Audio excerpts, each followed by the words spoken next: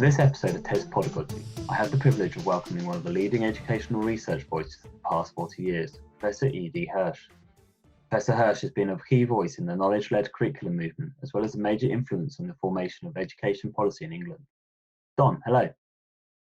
Hi. This is amazing. Well, it's been a long time since we spoke, and it was in person last time. But your ideas during that 4 years since we last spoke in England have just come on so much, and we now have. I think everyone in the UK would agree now that at least in England we have a knowledge-led curriculum that's been rolled out.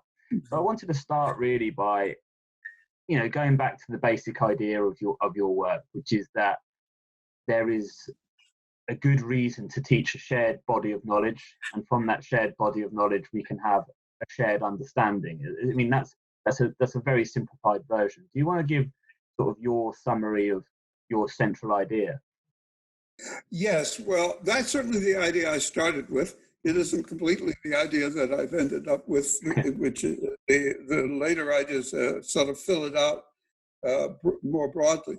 But the technical point that really was developed by cognitive psychology in the 1960s, as early as the 1960s, but not before then, remarkably enough, was that to understand language, you had to have a lot of unstated knowledge that would disambiguate the language and amplify it so that you could understand what the speaker meant or what the writer meant. I happen to get into that technical issue from being in English literature and a theorist there. But that is an earth-shaking insight, because it means there's no such thing as a general reading skill. To read the newspaper or to communicate between you and me, there has to be already some unspoken, unheard, shared knowledge that enables us to understand each other. And I'm presuming that everything I'm saying now is pretty straightforward. But on the other hand, it's not just that I'm assuming people understand the words, but also that they understand this whole context that we're talking about educating young kids, and also unifying a nation, which is one of my chief aims. So that technical point, that if I say, Polly, put the kettle on, we'll all have tea, you've got to know what you're putting the kettle on and why you're putting the kettle on and what's in the kettle. That's all. I mean, that's about as simpler an example as I can conceive, but it's true in every branch of language. So what that means is, if you look at the question of equity, I don't know whether you want to turn to that subject, but that was the technical point. You need specific background knowledge to understand what somebody has written or what somebody is saying to you. And obviously that has application to the classroom. Yeah, I mean, that was one of the things you sort of got criticized for in the 80s when this idea first came about, and there started being an argument of, well, why have you chosen this knowledge? And I've spoken to you about it before, and you said it wasn't me that chose it. This is as a society. Well, that's right. Actually, I didn't choose it. When I was doing this work in cultural literacy, which made it, there was a lot of controversy around that book, but there's a lot of interest in it at the same time. And so I sold lots of copies of it. But the basic point was simply the one I just stated, that people have to have a lot of the same background knowledge in order to communicate.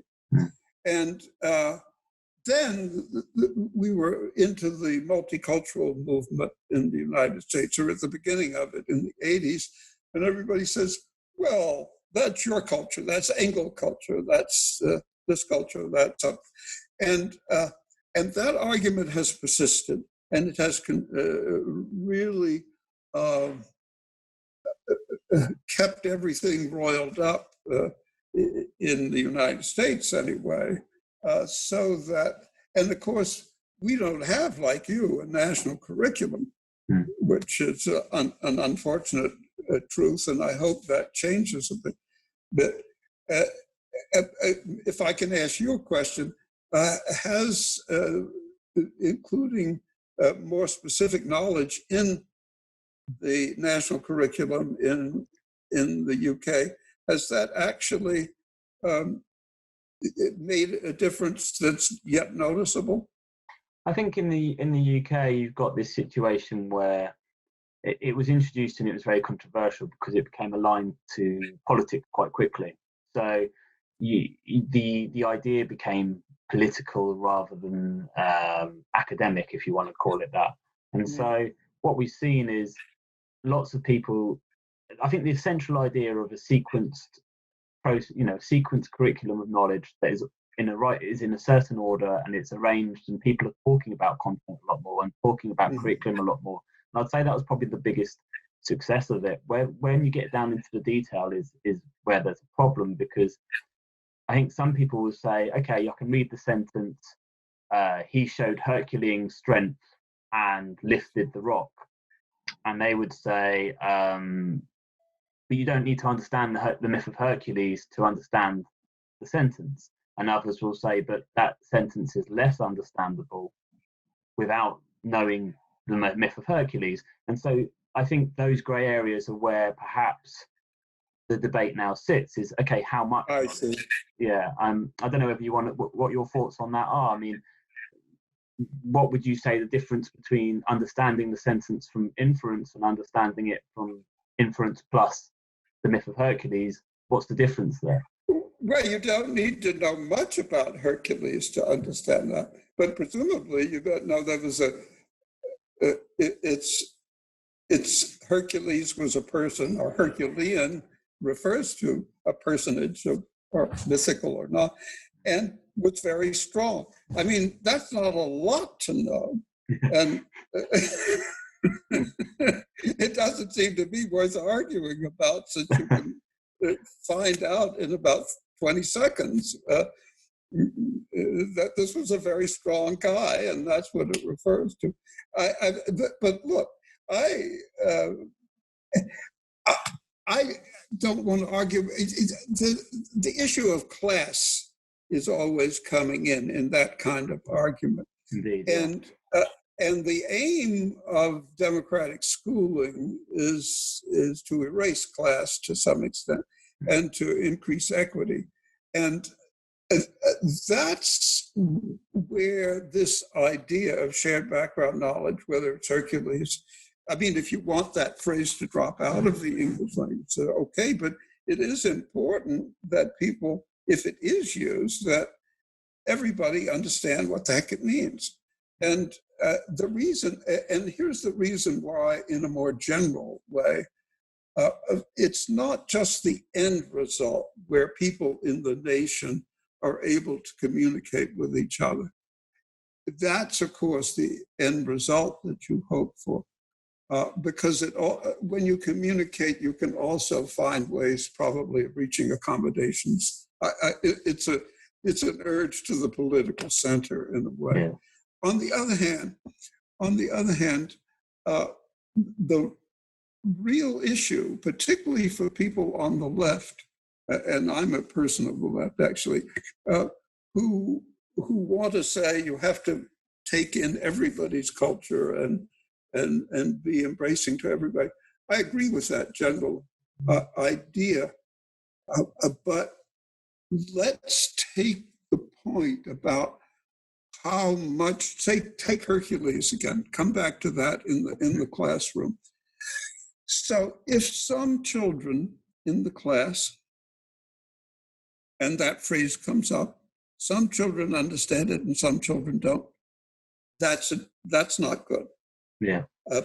Because, and the whole reason for having a coherent sequence in a national curriculum in a way that there's not only a reason because knowledge builds on knowledge, but the understanding of speech builds on the knowledge that you have for the opening reason you gave.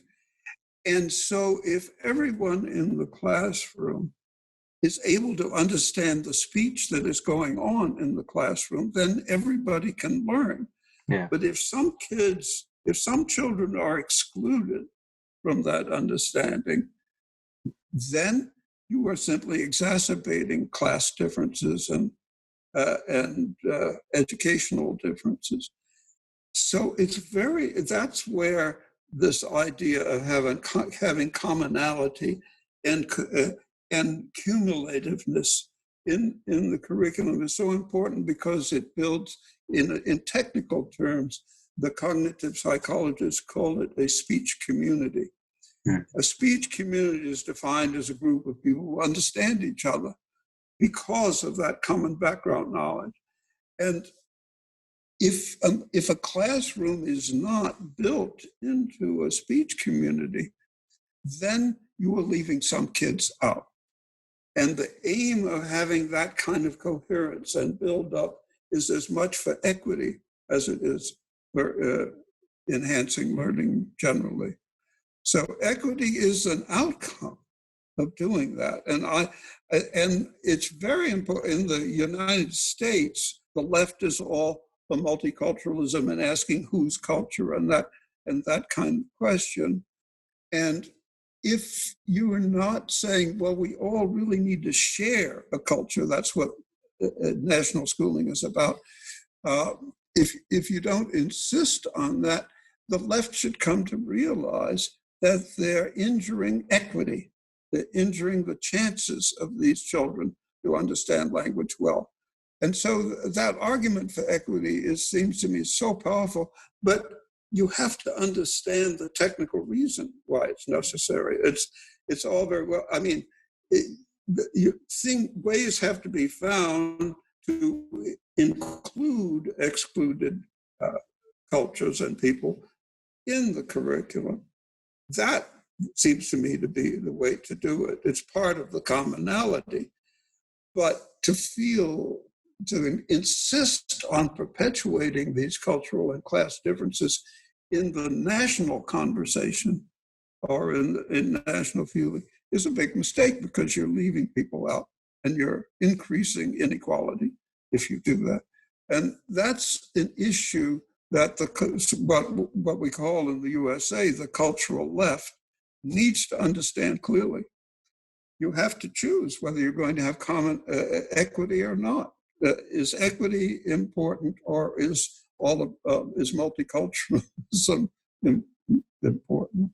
You mentioned in the book, your new book that's coming out, How to Educate a Citizen, and it's something you've touched upon in previous books, is that there's a transition period between when the shared knowledge can shift, and if I get this right, your argument is that yes, you can change the shared knowledge, but first you need access to change the knowledge. So there's a transition period where if we get all these kids learning the same thing, so everyone has an equal chance at the power structures, then they can change the shared knowledge when they enter those power structures. Do you think that is an accurate description of what you said first? And I don't want to put words in your mouth. I hadn't thought of it. There's a transitional bit. I'm so focused on the elementary grades because I think there becomes a point when it's too late. Okay. It's hard to make up. I mean, you're talking about transitions, and are you talking about age transitions or national transitions? I think in terms of if you're an ethnic minority and you're saying, well, you're teaching me a mainly white content, mainly white cultural content, right. And then from what I've gathered from your book, it means that if they learn that content, then they can take those power structures away, or be part of those power structures, so that they can become to create a new narrative, and then that might over time change. And you seem to be avoiding. You didn't advocate for these quick fixes. But let's just throw it. What I want to do, and very explicitly. I mean, first of all, that when you're talking about transition, I'm presuming maybe you're saying there's got to be more Black culture, for example, included in the curriculum. That in its, yeah, I mean, I think everybody should agree to that. And at that point, that particular issue of being excluded tends to disappear. And that's where you have to be very careful how you make the curriculum, whether it gets it politically accepted. It's a big issue now in the United States. But I also think it's very important not to use those terms, Black culture and white culture, because it's a total accident of history. It is not something that, it's almost as though Black and culture are connected in some way, but Black and culture are not connected. That's a really important point to make. Culture, if we can turn just a bit on that point to what I think is the most encouraging and interesting part of this new book of mine, is my discovery of what's going on in current brain science. And what they're discovering is that the human neocortex is more like what Locke said than what Rousseau said. By that I mean, Rousseau said the child has a built-in nature that has to be developed, and that individual nature, the development of it is what education really is. He was the precursor of John Dewey and the progressive movement. John Locke, decades earlier, had said that the mind of the child is a blank slate. It's a white paper. It's something to be written on. And it turns out that John Locke was right. This is a tremendously important point, because that means there is no Black brain or white brain. All of those brains are essentially the same. They're all blank slates. And so what in the States we have to decide in the United States is, are we going to engage in ancestor worship, or are we going to say, no, we're making a national culture that everybody joins, because you can have more than one. I mean, I know a lot of people have more than one culture who are bicultural, tricultural. One doesn't exclude the other, but what the schools of a nation have to do, and that was certainly the initial American idea of Noah Webster and Benjamin Rush and Benjamin Franklin, was we've got to have an American culture. Never mind all this British stuff that we inherited, you know. And so I think that's a tremendously, this new work on this human neocortex it's called cortical plasticity. That is, and of course, what made John Locke originally understand that point about the human brain, he says that's the only explanation for this immense diversity of cultures that history has shown. All these different languages, all these different points of view, and you can see why that fits in with evolutionary psychology so powerfully. And I think it's a very fascinating book, that book called Sapiens by Harari, which points out how human flexibility allowed these groups to create hugely powerful organisms, an organism made out of all these different intelligent people.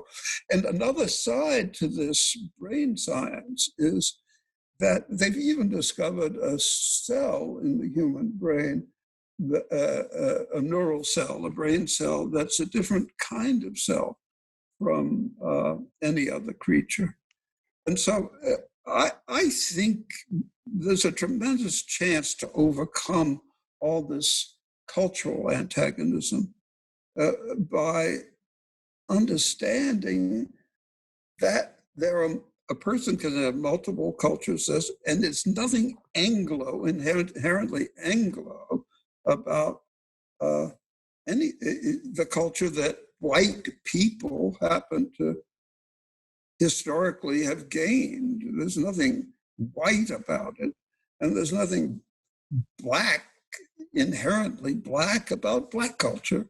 So the racialization of culture in the United States is a real misfortune, a tremendous misfortune, and it's been determined that it increases racism in a nation to think that way. And when you translate that to the schools, I mean, in the UK, as you said, we've got a national curriculum, so there is some cohesive national plan. You know, it's there. Yeah. It exists to be debated, but it exists already. Whereas in the US, you don't have the existence of that as yet. So does that make it, because you're not coming from a base of it already existing, does that make it even harder to implement? Because to get agreement on what that common language or common understanding should be is almost an impossibility. Well, it may be. On the other hand, my hope is, and the plea I make in this new book is, if the public gets a little bit of awareness of this basic truth about, well, what I would call a pragmatic truth, Americans are supposed to be very pragmatic, then they will say, and one interesting feature of the American situation, of course, is federalism. That's very big in the United States. The federal government is balanced by the different states, the 50 states. And there's where there's a possibility, because the states do have standards. They happen to be empty standards right now in the United States, because the theories are all wrong. That people think there's such things as general skills, and the states just say, teach these general skills. And since there aren't any such things as general skills, that's a real problem. If the public gets better informed about this issue, my hope is they'll demand that the states make a state curriculum in the United States. And then I think that once the improvements become clear of what happens to a state that does that, the equity improvements, the quality improvements as well, then I think that's the battle. I think then the battle will be won.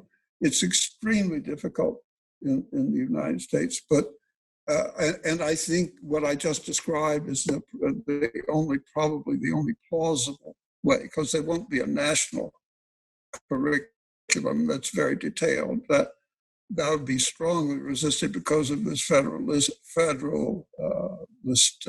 orientation. But I mean, it all depends on how widely spread this insight is, that the end result has to be commonality.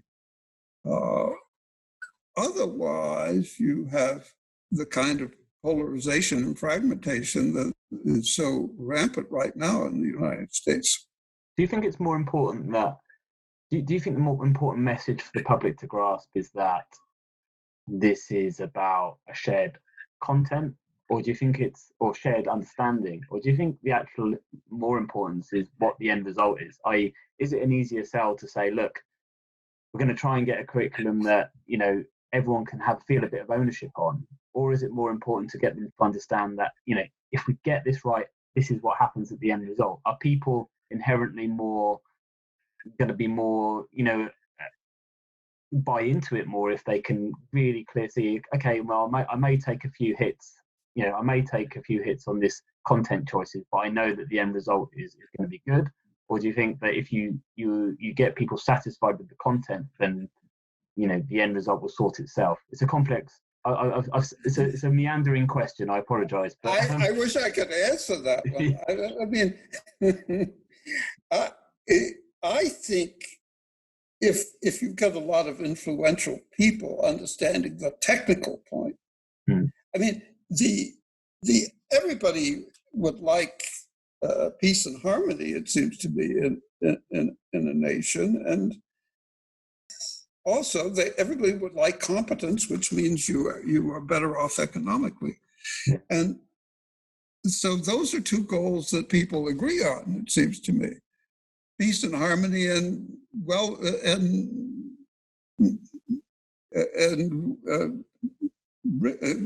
being well off. And if you say, well, these are the things you need if you want to have that, and the problem is the school theories have all been wrong, and we need to demand that a definite curriculum is followed and everybody understands the pragmatic need for it. I mean, in my book, I use it's a perfect example because the French do not do things by half measures. What happened in the 1960s in France is very instructive because, there used to be the saying, on any particular day, every French child was learning in a particular grade, was learning exactly the same thing. And that was true until after the war.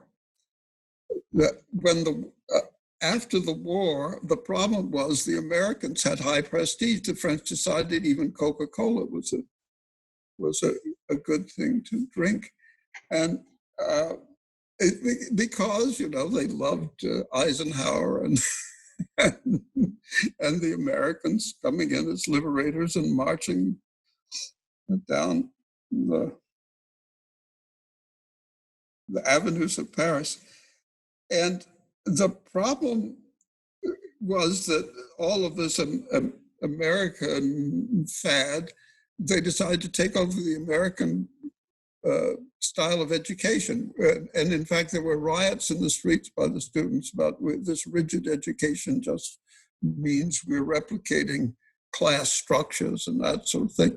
And so they got rid of the national curriculum essentially in the 1960s. And then what happened in France was a disastrous spread of inequality. And the French keep such good records. That's why I think it's so, because you can trace that pattern so precisely. How, if you have a common curriculum, you have a much greater degree of social equity. If you get rid of a national curriculum, much greater inequality. Do you think that people who made it into the power structures then didn't do a good enough job of changing that common understanding, in the sense that if kids coming through didn't feel, or the messaging was wrong, if kids didn't feel they could identify with the curriculum, or that they didn't see ownership there, was there a problem in the messaging, or was there a problem in the people who reached power structures not changing those structures? Are you talking about in France? Yeah, or in France, or in general, if this model of a shared understanding is successful, what needs to change to make sure that you don't get the riots where people say this is replicating class structures? What is a responsibility on the people in? Well, I think what you can do is illustrate. I mean, if somebody is successful in the United States, it's generally because they have become highly literate and highly competent, which means that they've acquired this necessary culture or ethnicity, whatever you want to call it. And so then you call them whitey, or they're cop-outs or something like that? Or do you use them as models? Then on the other hand, well, are you asking how are kids going to feel who come into a culture that they feel is alien? Does that actually happen when you start in kindergarten with? Are you saying it's a it's a learnt, what's the word? It's a learnt sort of subjugation from your Well, if we go back to this blank slate point, um, now by the time a kid gets to kindergarten, it's no longer a blank slate, but it's very, very plastic, to use the term the brain scientists use. And at that, if the child has been experiencing what you might call the print culture or the school culture or whatever you want to call it culture, but I wouldn't give it a racial color or even necessarily why it would have to be a social stratum color. It's the school culture, it's the national culture, it's the print culture. It isn't inherently belong to a social class. You generally, in a democracy, you generally can change your social class if you become highly competent, and that's always the hope. It's a culture of equality, really, or should be. And if it's regarded as a culture of equality rather than a culture of class, that's a terribly important point to convey, it would seem to me. I guess your argument, we're at the moment, we're using the example of what we've got, which you've already said is inadequate. We need to incorporate we need a holistic curriculum. So it's, I guess we're making a false comparison at the moment, because I guess part of your argument why there is so much anger in America at the moment and why so much of the Black community feel isolated is because that process hasn't happened, essentially. Exactly. Yeah, that's a wonderful way to put it. I thank you, John, for putting it that way. Yeah, exactly. It's because there isn't commonality in the culture, which is what needs to happen for any human tribe to hold itself together. There was a moment, I think it's very telling. E.O. Wilson is a sociobiologist, and his colleague, David Wilson, is an evolutionary psychologist. And they wrote an article together which ended with a sentence that went something like this. Within a group, selfishness often prevails. Between groups, only altruistic groups prevail. When there's a conflict between groups, the altruistic society always conquers the selfish society. Very interesting point, because human societies developed that altruistic strain to a much greater extent than other species have developed it. But we've still got plenty of the selfish. We've still got plenty of problems, yeah, unfortunately. Yeah, impulses left, right. But I think it needs to be understood that it's really good for everybody if there is a sense of commonality and a sense of community that can only come from an ability to communicate well. And that means it can only be based on shared knowledge. There's an interesting bit in your book that was really relevant, I think, to schools in the UK who are forming their own curriculums, and they were due to be tested on that, inspected on that this year and next year, but obviously with the COVID happening, it hasn't really happened. But the bit in your book that struck out to me was where you said each individual school was prioritizing different bits of knowledge, and you had this really sort of schizophrenic, if you don't mind me using the term, curriculum where schools could be 60 yards apart and the kids could come out learning completely different things, and the dangers of that. And I think that's a good illustration of your point, is that yes, we need to, individuals and personalization matters to a degree, but if everyone comes out knowing different stuff, how do you talk to each other, essentially?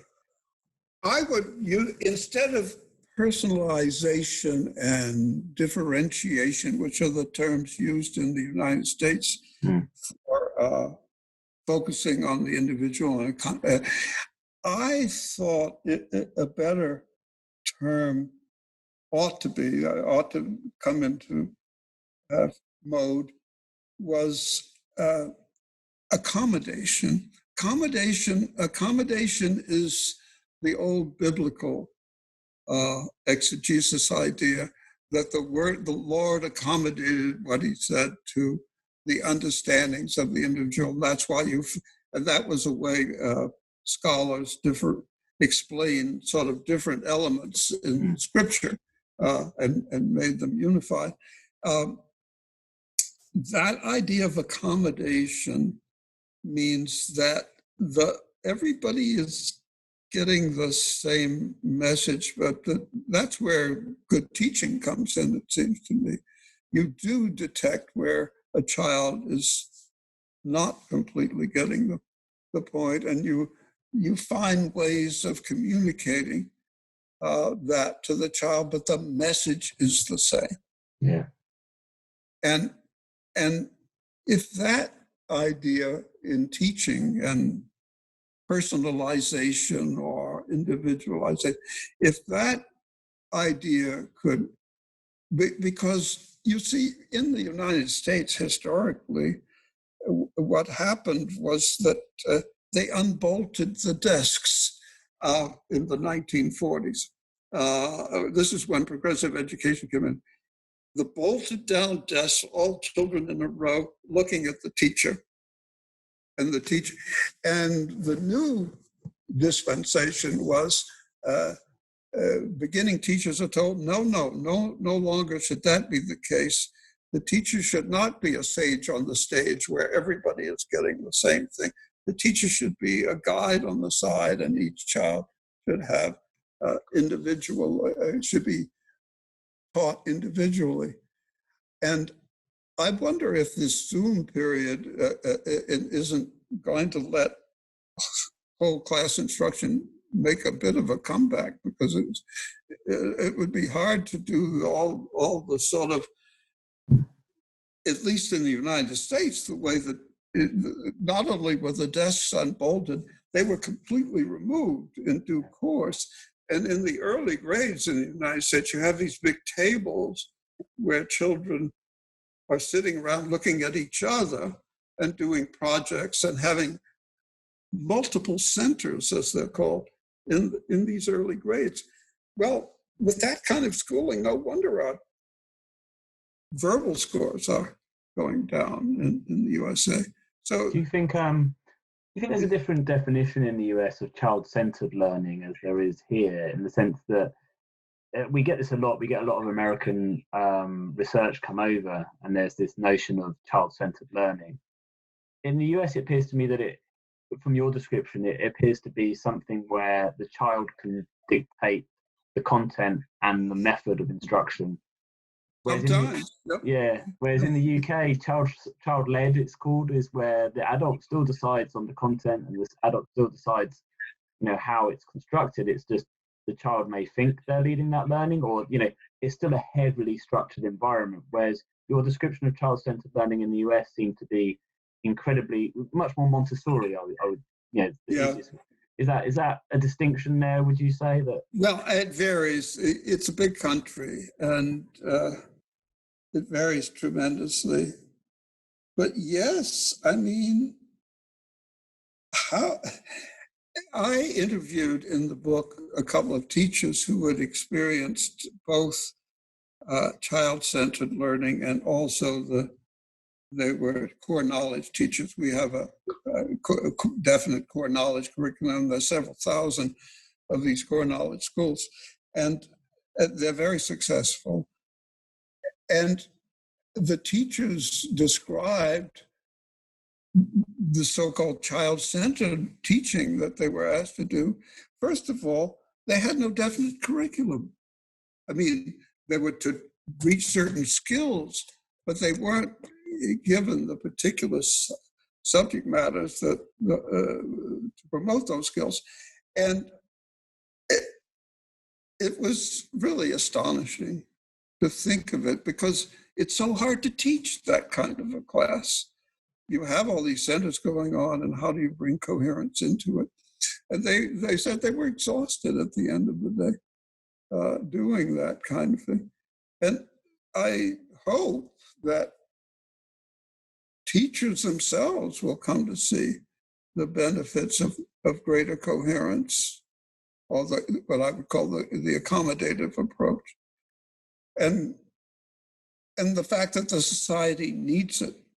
The Americans have been really injuring themselves badly by this tradition of incoherent early education, and it's not totally disjunctive with the current mess we find ourselves in right now. And in the book, you mean, when I first met you back 4 years ago, we had a long chat about pedagogy and approaches, and you were clear that, if you can have a coherent, structured curriculum, and if the delivery of that curriculum, as long as it got to the same endpoint, you weren't that bothered about, if the kid knows what they're supposed to know by the age of 16, how they got there, you weren't that fussed. You seem to have been a little bit more strident with your thoughts on pedagogy in the latest book, perhaps, where you do more strongly advocate for a more direct, from the front style.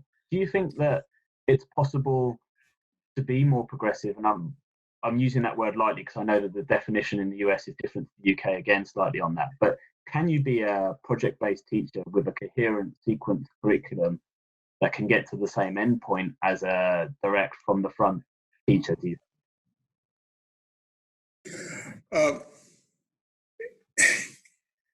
According to the two teachers I interviewed who had the both kinds of, very interesting, like that chap, was it Tiresias, who was first a man and then a woman? I can't remember which. You're stretching my shared knowledge there, Don. Anyway,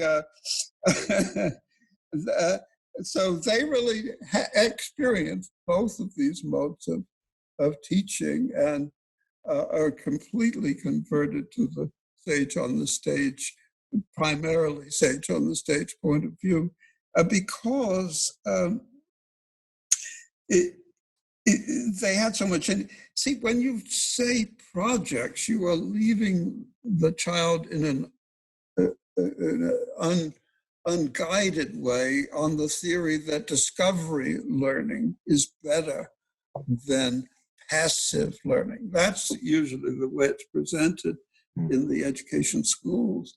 And this turns out to be quite a bit of, quite fallacious. I mean, there is a good deal of work on this issue of,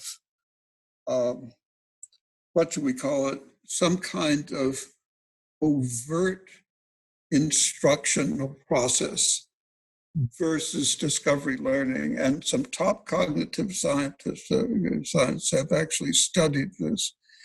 And they are uniform in saying that there is no good evidence that these discovery modes work nearly as well as guided instruction. And I think we have to go with the science. Unless you can produce really good evidence that that discovery modes of learning leave a stronger impression on the mind and greater understanding and so on. Those are the usual arguments for it. But there's no evidence of that. In fact, the evidence is on the contrary, that instead of spending time doing that, actually, if you learn something and have to retrieve it a couple of times. So testing, unfortunately, is a good thing to do because it makes you retrieve information. That those old-fashioned ways of teaching, without the hickory stick, of course, are superior according to cognitive sciences, and this is because upends a lot of what teachers have learned in their teacher training. But that whole tradition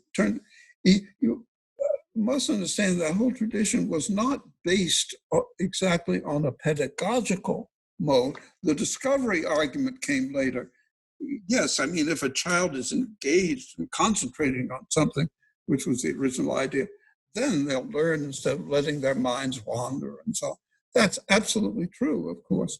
But if you can have the child engaged in a coherent way with scaffolding and so on, that's what's called instructivism. That's actually better. And until that tradition of pedagogy actually assimilates what cognitive scientists have been saying, what the science really says, I think we have to say, no, this is what you say happens, but it is not what happens. That so-called child-centered education, where you're encouraging the child to discover these things on his own, actually isn't as effective as making sure that it's all scaffolded for the child, and then you take the next step. But the preparation has to be there. The new learning, it was put very succinctly by one cognitive scientist that if you want to, you're developmentally ready to learn this new thing if you already know the preparatory thing, so that what you can learn or what you're ready to learn depends on what you already know, period. Do you think that the pure discovery learning, I mean, I don't know the US system well enough, but I can't think of any instances in the UK where that pure discovery learning exists. It's always, even when you look at discovery learning in the early years, there's the teacher it's almost a lie, in the sense that the teacher is still directing the learning. It's that the child may think they're discovering it, but really they're discovering the breadcrumbs left by a teacher. Would you still say that was directed teaching, really? That, you know, if you're leaving the breadcrumbs, it's a scaffold, isn't it? And I think, I mean, in the US, again, this is a problem that we get a lot of research from the US, and when people say discovery learning is bad, everyone in the UK is going, well, we do that in UIFS. But then you look at the definitions and you have this problem where the teacher is really directed in directing the learning in the UIFS still to quite a high degree in the early years foundation. In the US, are they really not then? Is it not the case that they're laying the breadcrumbs? I don't know. I'm not an anthropologist of the classroom. I don't know what's going on. Yeah. I really, but it's a real issue. People get very angry on this score. I'm sorry that that's the case. But in any way, this is, I'm simply going by the articles I read, and I pay more attention to highly refereed, highly respected scientific articles than I do to a lot of the education articles, because it seems to me the articles that I read in a lot of education journals always come out with the right answer, as it were. The discovery learning is always lead to stronger results, and the non-education journals come out with precisely the opposite view. But they haven't got as much of an axe to grind, it seems to me. And besides, they're rather rigorous about having the stuff refereed in a proper way. So my conclusion is to any beginning teacher or administrators, pay attention to the cognitive scientists.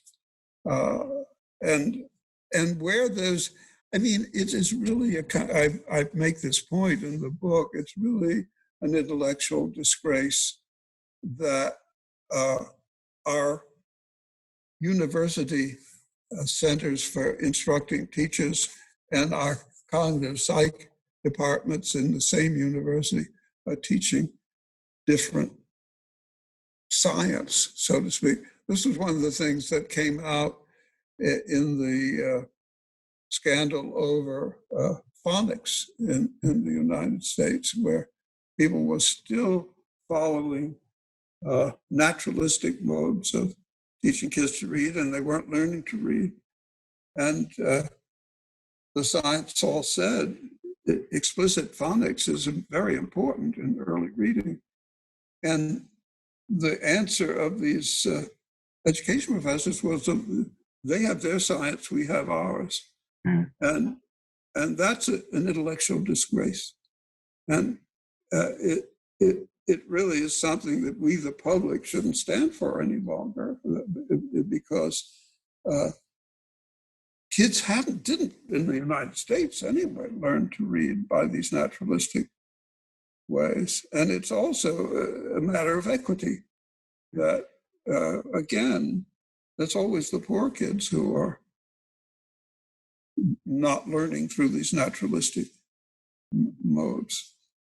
I got one last question I wanted to put to you before we end, was about domain-specific skills and transfer, near transfer and far transfer.